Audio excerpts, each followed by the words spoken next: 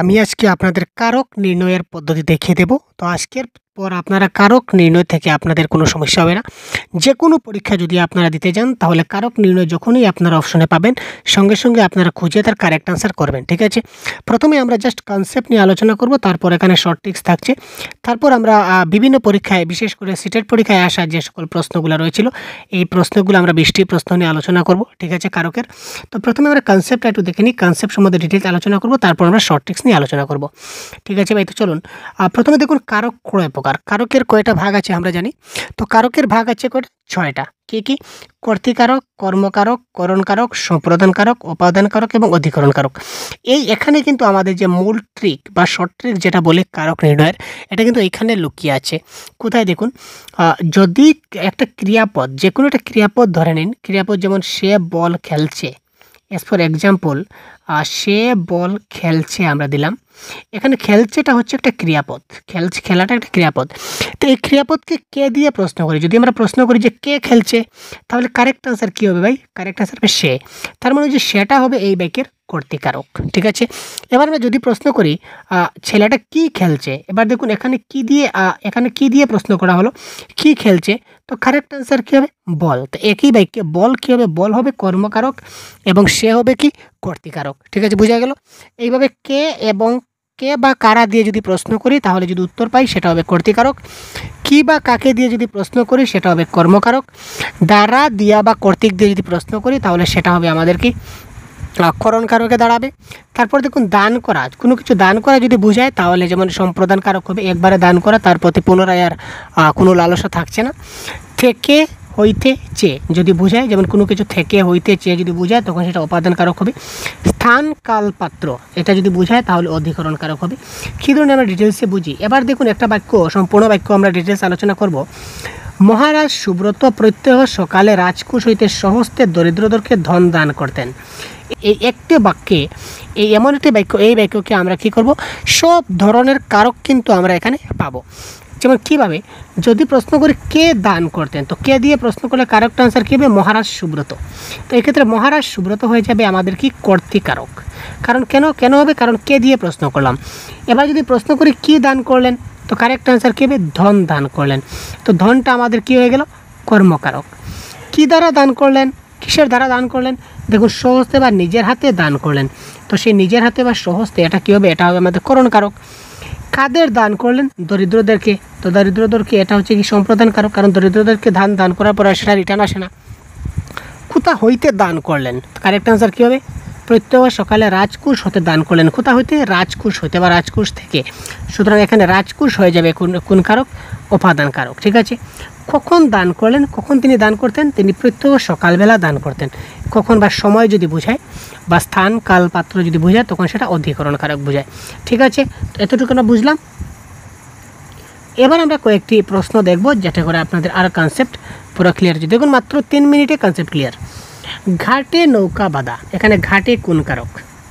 তো কি ঘাটে বাঁধা? নৌকা বাঁধা।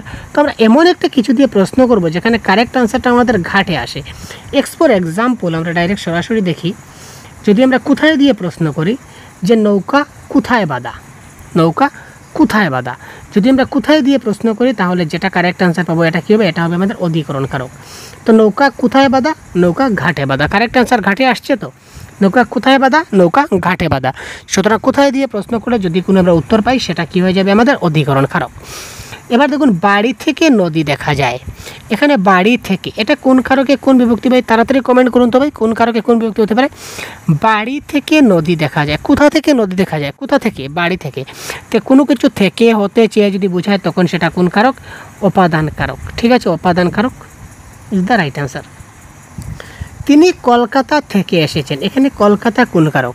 তিনি যদি বলি কোথা থেকে এসেছেন, ঠিক আছে? কোথা থেকে এসেছেন, তখন কী হবে? কারেক্ট আনসার কোথা থেকে, থেকে বলছি তো কোথা থেকে বা কোথা হইতে যদি বলি তাহলে সেটা কোন কারক হবে? এটা কারেক্ট আনসার আমাদের হয়ে গেল কি? উপাদান কারক। আচ্ছা তিলে তৈল হয়, এটা কোন কারক হবে? Question number 4। খুব তাড়াতাড়ি বন্ধুরা আপনারা কমেন্ট করে জানান তো এই প্রশ্নের কারেক্ট আনসার কী হতে পারে? তিলে তৈল হয়, এখানে তিলে কোন কারকে কোন বিভক্তি? খুব তাড়াতাড়ি কমেন্ট করুন। শানদার কোয়েশ্চেন, মাত্র 10 মিনিটে কারক বিভক্তির একদম 100% কনসেপ্ট আমরা ক্লিয়ার করে দেবো আপনাদের। টেনশনের কোনো ব্যাপার নেই, আমরা রয়েছি, আপনারা কোনো ভাববেন না ভাই। শুধুমাত্র আপনারা কমেন্ট করুন যে এই প্রশ্নের কারেক্ট আনসারটা কী হতে পারে। তিলে তৈল হয়, এখানে তিলে যেটা রয়েছে এই তিলেটা আমাদের কোন কারকে কোন বিভক্তি দেখুন।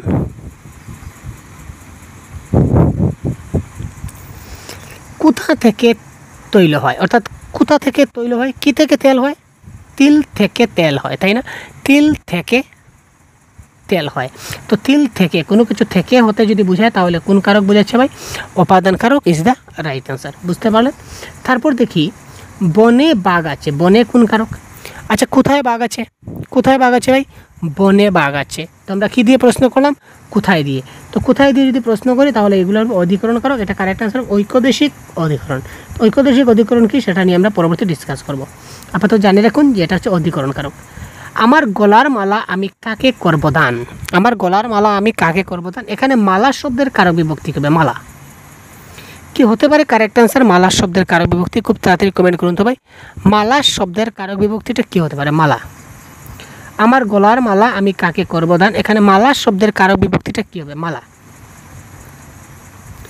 আমার কি দান করব, আমার কি দান করব, আমার মালাটা দান করব। অর্থাৎ আমি কী দিয়ে প্রশ্ন করলাম? কী দ্বারা প্রশ্ন করলাম? কী দ্বারা। তো কী দিয়ে যদি প্রশ্ন করি তাহলে এটা কারেক্ট আনসার কী হয়? কর্মে। কারণ কেন কর্মে? কী দিয়ে দেখুন আমাদের এখানে যদি কী দিয়ে প্রশ্ন করি, কী দিয়ে প্রশ্ন করলে সেটা কোন কারক হয়? কর্মকারক। স্থান কাল পাত্র মানে এখানে কোথায় একটা ওয়ার্ড লিখতে পারেন, কোথায়, কোথায় কখন যদি লেখেন তাহলে সেটা অধিকরণ কারক হয়ে যাবে। ঠিক আছে, নেক্সট প্রশ্ন আমরা দেখছি। আমার যাওয়া হয়নি, আমার কোন কারকে কোন বিভক্তি? আমার। এমন একটা কিছু দিয়ে প্রশ্ন করব, কারেক্ট আনসারটা আমার আসতে হবে। কে যাওয়া হয়নি, কারেক্ট আনসার আমার আসছে না। যদি বলি কার যাওয়া হয়নি তখন কারেক্ট আনসার হবে কার যাওয়া হয়নি, আমার যাওয়া হয়নি। তো কে বা কার দিয়ে যদি প্রশ্ন করি, কে অথবা কার, তখন সেটা কারেক্ট আনসার আমার হবে কি? কর্তৃকারক। ঠিক আছে। রাজার দুয়ারে হাতি বাঁধা, কোথায় হাতি বাঁধা? রাজার দুয়ারে। কোথায় দিয়ে প্রশ্ন করছি, তো কোথায় দিয়ে প্রশ্ন করলে সেটা অধিকরণ হয়, এটা হচ্ছে ঐক্যদেশীয় অধিকরণ ইজ দ্য রাইট আনসার। পরবর্তী দেখি, সমিতিতে চাঁদা দাও, এখানে দেখতে পাচ্ছেন সমিতিতে চাঁদা দাও। তো সমিতিতে যদি চাঁদা দেই তাহলে চাঁদাটা কি আমরা আবার রিটার্ন আসবো? না, সুতরাং এটা হবে কি? সম্প্রদান কারক। মেঘে বৃষ্টি হয়, ঠিক আছে, মেঘে বৃষ্টি হয়। এখানে একটা কনফিউশন আছে, একটু দেখুন। এখানে বলেছে চাঁদা কোন কারক, সমিতিতে চাঁদা দাও কোন কারক। এখানে চাঁদা কিন্তু সম্প্রদান কারক হবে না। এখানে কি দাও, এখানে কি দেব? চাঁদা দেব। ঠিক আছে, চাঁদা দেব, সুতরাং সেটা হবে কি আমাদের কর্মকারক। সেটা কর্মকারক হওয়া উচিত ছিল, যেহেতু কর্মকারক অপশনে নাই, সুতরাং সম্প্রদান কারক ইজ দ্য রাইট আনসার। আর এখানে সমিতিতে যেটা রয়েছে, সমিতিতে চাঁদা দেব, সমিতিতে চাঁদা দিলে রিটার্ন আসবে না, সমিতিতে 100% কারেক্ট, সম্প্রদান কারক। কিন্তু এখানে চাঁদা, এই একটিতে চাঁদা মানে কি দেব, এটা হচ্ছে আমাদের কি? কর্মকারক। যেহেতু কর্ম অপশনে নাই, সুতরাং সম্প্রদান কারক ইজ দ্য রাইট আনসার। আচ্ছা, নেক্সট, মেঘে বৃষ্টি হয়, এখানে মেঘে কোন কারকে কোন বিভক্তি? মেঘে বৃষ্টি হয়, বলুন তো। খুব তাড়াতাড়ি কোয়েশ্চন নাম্বার 10 কমেন্ট করুন, মেঘে বৃষ্টি হয়।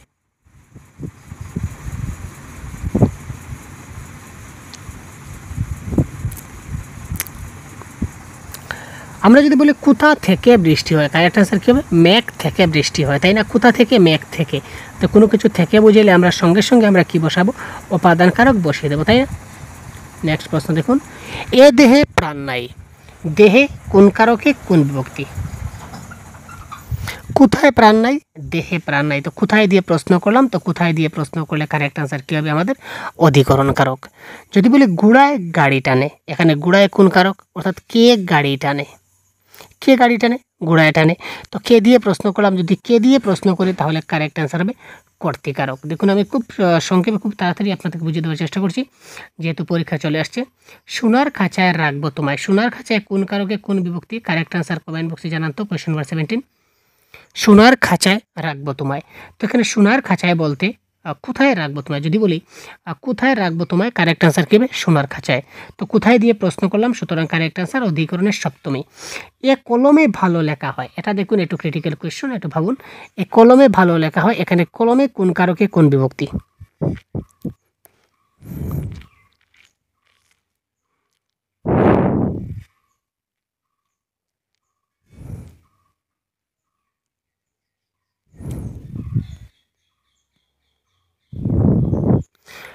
অর্থাৎ এই কলম দিয়ে ভালো লেখা হয়, তাই না? এই কলম দিয়ে ভালো লেখা হয়। তো যেহেতু এই কলম দিয়ে ভালো লেখা হয়, সুতরাং এটা কি কোনো কিছুর দ্বারা কোনো কিছুর সাহায্য নিয়ে কাজ করা হচ্ছে, সুতরাং এটা হবে কি করণ কারক।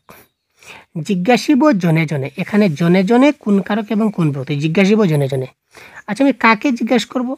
কাকে জিজ্ঞাসা করছি ভাই? কাকে জিজ্ঞেস করছি? জনে জনে জিজ্ঞাসা করছি।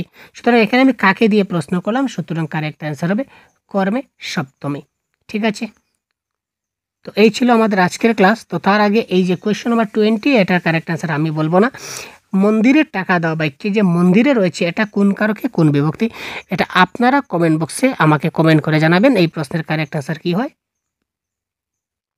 অতি সংক্ষিপ্তভাবে মাত্র 10 মিনিটে আমি আপনাদের সম্পূর্ণ কনসেপ্টটা বুঝিয়ে দেওয়ার চেষ্টা করলাম। তো আশা করি এই যে কারক নির্ণয়ের শর্ট ট্রিক্স, তাছাড়া 20 MCQ আপনারা খুব ভালো করে বুঝতে পারলেন। ঠিক আছে, পরবর্তী ক্লাসে এই ধরনের শর্টকাট আপনাদেরকে বুঝিয়ে দেওয়ার চেষ্টা করব। সুতরাং আপাতত এই প্রশ্নের কারেক্ট আনসার কোয়েশ্চেন নাম্বার 20 আপনাদের কী হবে কমেন্ট বক্সে জানাবেন, এবং পরবর্তীতে কী ধরনের ক্লাস চাই সেটাও কমেন্ট করে জানাতে বলবেন না। ধন্যবাদ, ভালো থাকবেন, সুস্থ থাকবেন, আমাদের চ্যানেলকে সাবস্ক্রাইব করবেন পরবর্তী ধরনের ক্লাস পেতে। ধন্যবাদ।